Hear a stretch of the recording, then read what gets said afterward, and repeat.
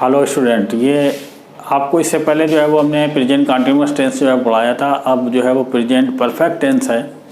और जैसा कि आप ये जानते हैं कि प्रेजेंट परफेक्ट टेंस वो टेंस होता है जहाँ पर जो है वो कोई काम फ़ौरन ही जब समाप्त होता है उसके बाद, जैसे हमें पढ़ने के बाद में ये पता लगे कि काम अभी अभी समाप्त हुआ है, तो ऐसा टेंस जो है वो प्रेजेंट परफेक्ट टेंस कहलाता है।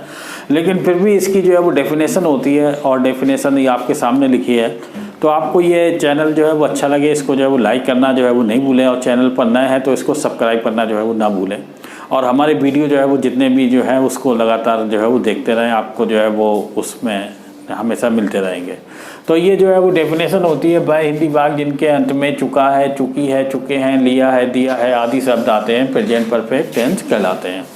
तो ये जो है वो डेफिनेशन होती है जिसको हम हिंदी में कहते हैं। लेकिन अगर इंग्लिश सिर्फ जो है वो समझते हैं तो उसके लिए जो है वो यही है कि जिस सेंटेंस को पढ़ने के बाद में हमें ऐसा लगे कि काम अभी अभी जो है वो समाप्त हुआ है। तो इसमें जो अफर्मेटिव का स्ट्रक्चर होता है तो इस तरीके से है, जैसे ये है अफर्मेटिव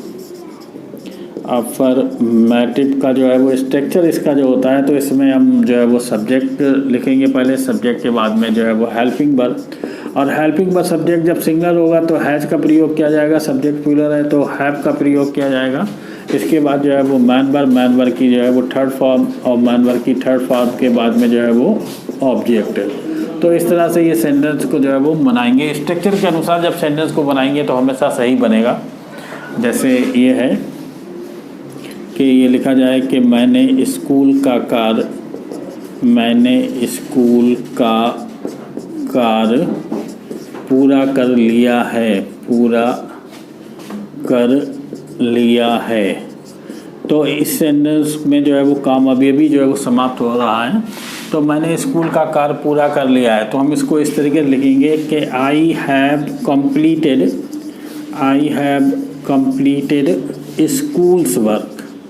तो ये हो जाएगा मैंने स्कूल्स का कार्य पूरा कर लिया है। तो अगला सेंटेंस जैसे इसका है, जब सब्जेक्ट प्लूरल होता है तो हम जो है वो हैव का यूज़ करते हैं, सब्जेक्ट सिंगुलर होता है तो हैज का यूज़ करते हैं कि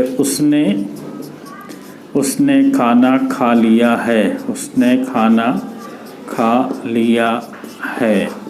तो उसने खाना खा लिया है तो हम लिखेंगे ही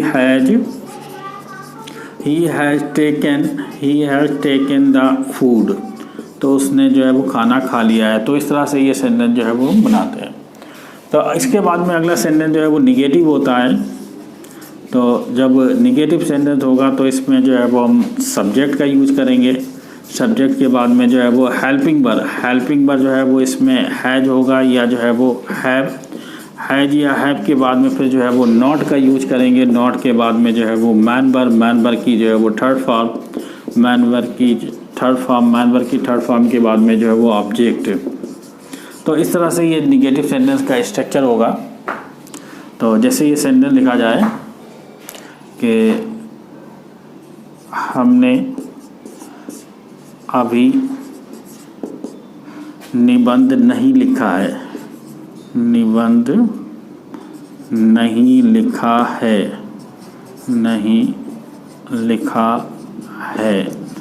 तो ये सेंटेंस हम लिखेंगे वी हैव नॉट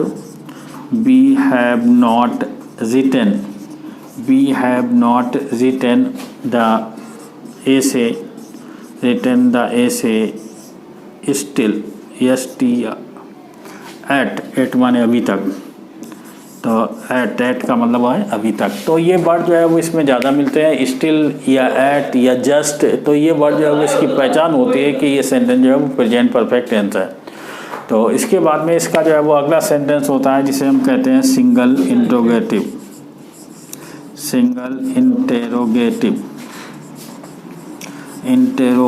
सेंटेंस। जो सिंगल इंट्रोगेटिव सेंटेंस होता है तो इसमें हम हेल्पिंग वर्ब पहले लगाते हैं। हेल्पिंग वर्ब जो है वो वही हैज होगा या जो है वो हैव, और हैव के बाद में फिर जो है वो सब्जेक्ट लगाएंगे। सब्जेक्ट के बाद में फिर जो है वो फिर मैन वर्ब, और मैन वर्ब की जो है वो थर्ड फॉर्म लगाई जाती है। मैन वर्ब की थर्ड फॉर्म के बाद में जो है वो ऑब्जेक्ट के बाद में जो है वो क्वेश्चन मार्क। तो ये जो सिंगल इंट्रोगेटिव सेंटेंस है इसका हिंदी सेंटेंस हमेशा क्या से शुरू होता है, क्या वे बाजार जा चुके हैं, क्या वे बाजार जा चुके हैं। तो क्या वे बाजार जा चुके हैं, तो have they gone to market. तो have they gone to market, तो ये हो जाएगा क्या वे बाजार जा चुके हैं।